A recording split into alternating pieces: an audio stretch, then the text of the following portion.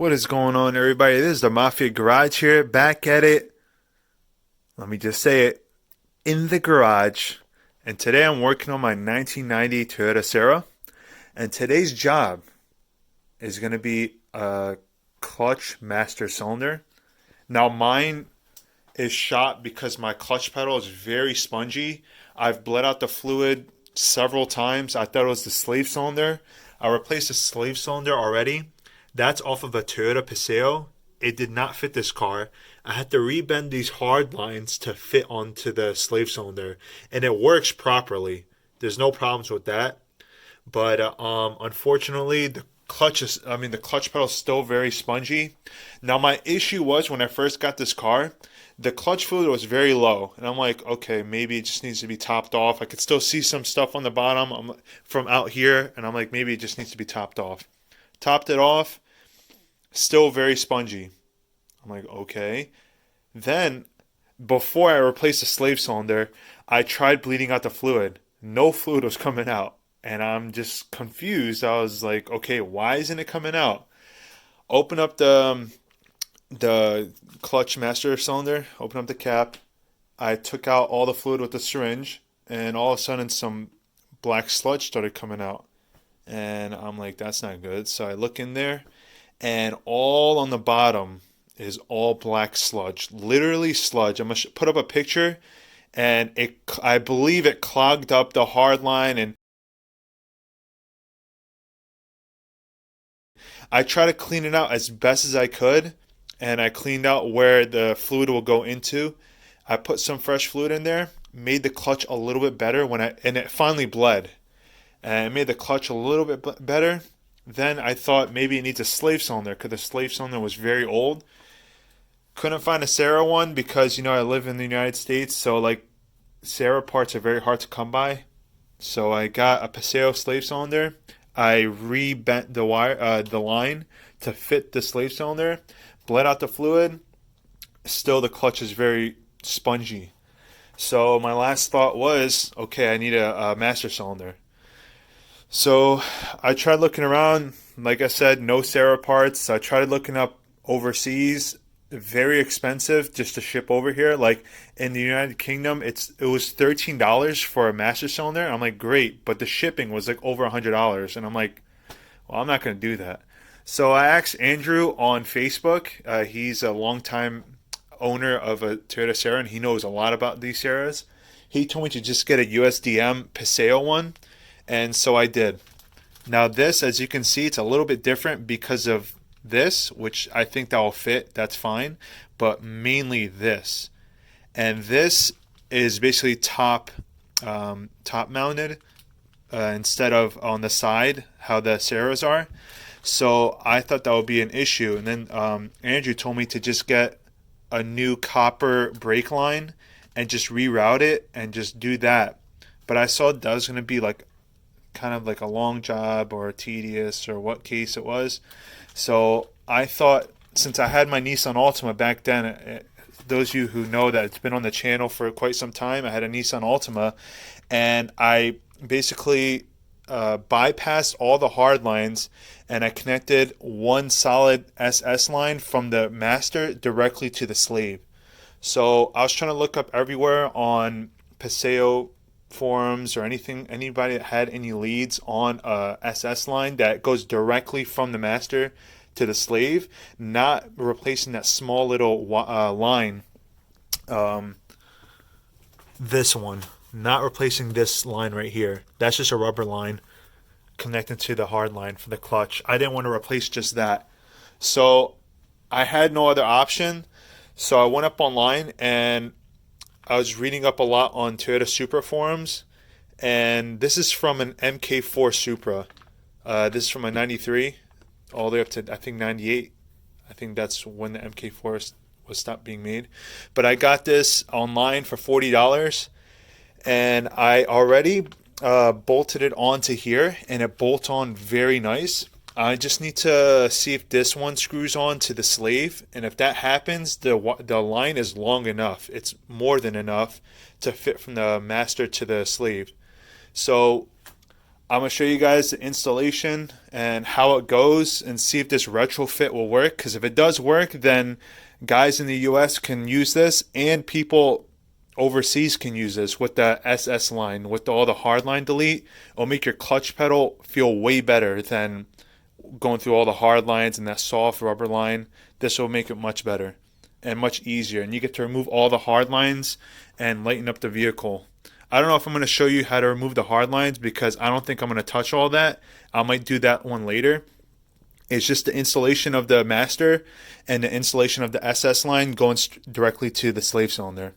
But yeah, guys, this is going to be a pretty interesting thing I'm going to do. But yeah, I'm going to take you guys through the steps and show you guys what's going to happen. Alright guys, so first thing you want to do is you guys want to open up the clutch line. The clutch bleeder screw. So I don't know if you guys can see that down there. So I use an 8mm, and that's what opens it. And I just stuck it in there, and I turn it to the left, counterclockwise. And right here I have this. It's a bleeder kit. It's a hose attached to some cup. I bought this at an auto parts store. And I just went inside the car and I just kept on pumping up the the clutch pedal until all the fluid was gone. That's one of the first steps you got to do for the replacement for everything. So now the system's clear of fluid. Now it's on to removing the slave cylinder first. And then I'll get on to undoing the master cylinder, removing the hard line, and then removing the bolts inside of the cabin. Alright guys, so I got the slave cylinder off. Came off really good because I just literally put it on like 2 weeks ago. But you guys can see I put this fitting on, and the fitting fits for the SS line. And the other fitting that you had to bolt on to the master, that fit because I fit that on when I got the master and I got the sleeve. So basically this will fit. If I get this line right here, this line is for the slave cylinder. That's what it said. This fitting came with the kit, so basically screw right on, and then you just tighten that on. You could use Teflon tape, but I'm not going to use that because it doesn't really say to use it, but some people use it. But yeah, this is very neat. And right here, this just goes around top of the sleeve. On the master, and then you get the banjo bolt and you bolt that down, and the banjo bolt comes with 2 washers, just like when I installed my my fuel filter. One of the washers goes in the bottom and one of the washers goes on top of this fitting. So one goes on the bottom, one goes on top.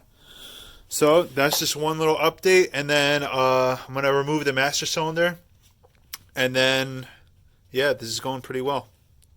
So move on to the next one. Alright guys, so another update. You can still see that residual down there, but anyways, I cracked the line. I highly recommend you getting a what's it called? A line wrench. Now, as you guys know from my other videos, this is a regular wrench, and this is a line wrench. As you can see, has multiple ends to it. Now, I couldn't really get it on there, so I went from the bottom and I put it up. Well, I'm still on top of the car, but I just put it from the bottom of the line, and I was able to break it free from underneath, because on the top, this kept on hitting the firewall and it kept on hitting the intake manifold. So when I went underneath it, I was able to break it free. I broke it free and I kind of twisted it a little bit with my hand, but it's still on there. Now I'm going to remove it from the inside of the car, and when I unbolt it, then I'll take off the line so it won't leak all over the place. I'm sure it won't leak, but still, I'm going to just keep the line on there until I unbolt it, so that way when I remove the line, it won't leak all over the place and I could put something under there. Alright guys, so I'm underneath the car, and right here is the brake pedal, the gas pedal, and that's the clutch pedal right there. It's very dusty under here. I don't like being under here. But anyways, so I believe that's a 12mm nut right there. Sorry if it's very blurry in here. It's so tight in here. I'm trying to get a better picture here. So that's a 12. And then there's going to be one that's hidden, guys. One right there. That's a 12 too. I don't know how I'm going to get that, but I'll let you guys know. And if you guys can see this right here, this is a cotter pin. And from the inside here, it looks very wet. So I believe the master cylinder is internally damaged. So I'm going to remove this cotter pin, remove these 12s, and then I could push this out from the inside. And when you remove the cotter pin, make sure you keep it in here so you won't have to lose it inside and on the floor. And then there's going to be a little pin that's going to be sliding out, because that's for the fork. The fork is what holds it in with the slider pin. So once you remove this cotter pin that's holding it in, the slider pin comes out from the fork. This is going to be loose. You see, it's kind of loose right now. You can see that because the thing's just like whatever. And then remove these two. Man, I think I'm going to get like some sort of disease under here, but it's kind of dusty. That's why. It's not dusty inside the car. It's just dusty under here. Goodness gracious, as you guys can see. Look at that. Anyways, that's what I'm going to do, and then I'll let you guys know the update, how it comes out. Okay, guys, big update. I finally got, like I said before, like that top nut that was up there was such a pain to get out. Wow, what a pain. Because my regular socket would not fit on there, that one. So I had to get like an extended socket, and it would not fit. So I figured to remove something, so I removed this. Oh my gosh. My back is killing me now, but as you can see, there was like an air box before, and it's right here.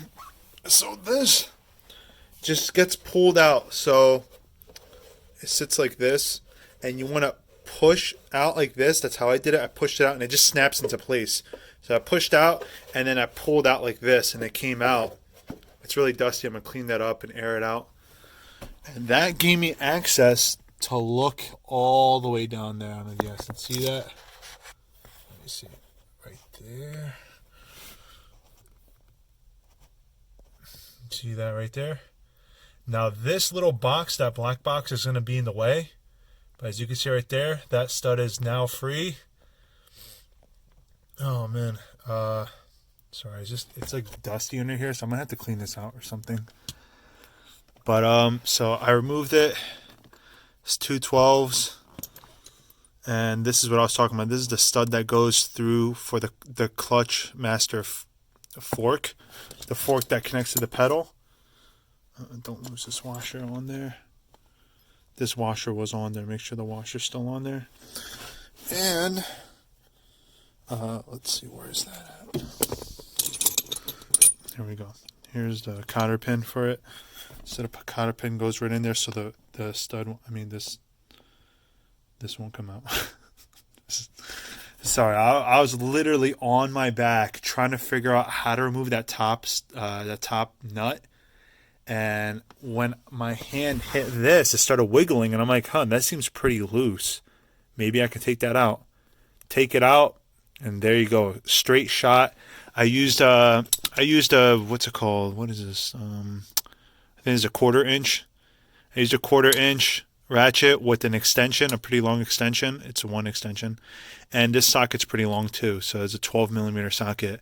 And I was able to squeeze it in there past that black box, and I was able to unbolt it. The bottom one is super easy. You can do it with anything. You can do it with this. You can do it with 3/8. You can do it with a with a wrench, a 12 millimeter wrench. But trust me, just take this out. Super simple, and then it's straight shot out. So those are unbolted. I'm gonna take out the master now, and then we can move on to the next one. All right, guys. Pulled it out. Gonna wipe that down a little bit. And here goes the new one next to the old one. As you can see, the reservoir is a little bit bigger, like a little bit taller. But that shouldn't be an issue. And everything looks the same. Same pattern. Like I said, this is on that side and this is on the top. I have this on because this is to bleed out the master cylinder. You always have to prime it up whenever you get a new master cylinder, either it's a brake master or clutch master, you have to put on a bleed kit, and this bleed kit screws onto there. You put the hose in there with some fresh brake fluid, and you can do it outside the car, you can do it inside the car, and just start pumping it until you see all the air bubbles come out. Once you see all the air bubbles come out, it's ready to be installed. Because if you don't do that and you just install it like that, you're always going to have a dry system, and it's going to take forever for it to bleed if you don't have the bleeder kit. So you always want to do that, prime it up so it can be well lubricated in the cylinders and stuff, and that should be good. So now I'm going to install this on the car. I don't know if I'm going to use the OEM fork. I might do that. Yeah, I'll use the OEM fork. So I'm going to take this off. I'm going to measure how many screws it came off, and then I'm going to screw it back on to there. Same amount of screws. So let's say if there's like 10 screws, let's say this is going to be, that's going to be 1. So on and so forth. It could be like 10, and then just put it onto there 10 times. But yeah, so that's off, and now I'm going to install it, and we'll see what happens. Alright guys, I finally got it installed. As you can see, I used a factory fork with the clutch master. I have it on there. Sorry if I sound dead. I'm like exhausted. I'm like in this tight, cramped place trying to do this. I have it in there. Alright, let's go over here.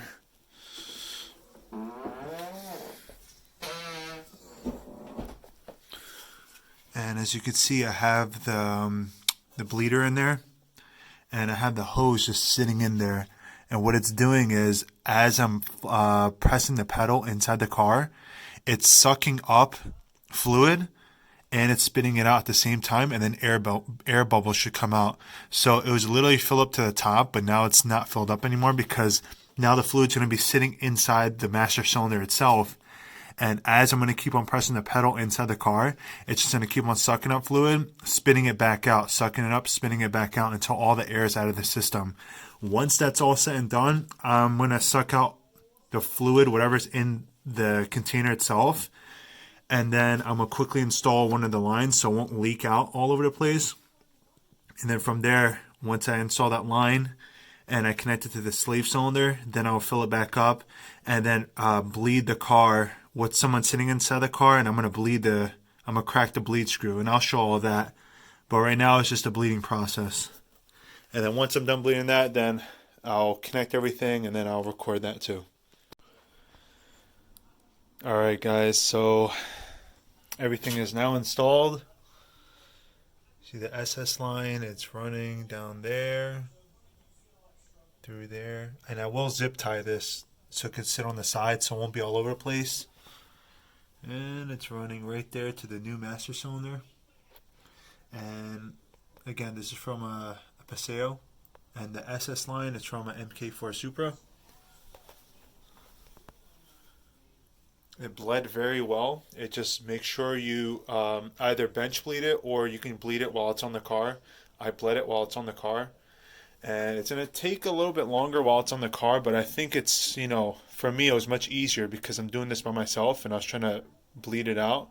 But then eventually when it was bled out, the master cylinder, I had my brother pump up the clutch pedal and I was cracking it from the bleeder on the slave cylinder.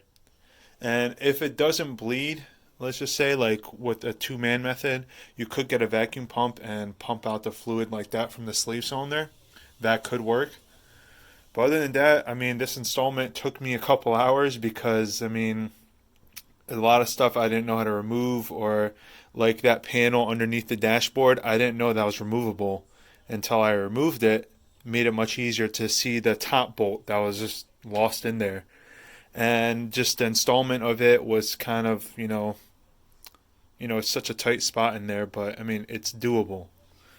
But other than that, guys, if you guys, this will definitely help out somebody if they're really looking for a part for their Sera and they can't get it in the States. This is definitely an option. The pedal feels so good. It's not spongy no more. It's very, very firm. It's exactly how I wanted it. That's how I had it in my Nissan Altima back then. And this, the direct line from the master to the slave really improved the clutch pedal feel. And I'm really happy with this. Other than that, guys, I mean, if you guys have any questions or if you guys need anything, always leave a comment below, and I'll definitely be there to respond and to try to help you as best as I can. I hope you guys enjoy this one, and I hope you guys take it easy.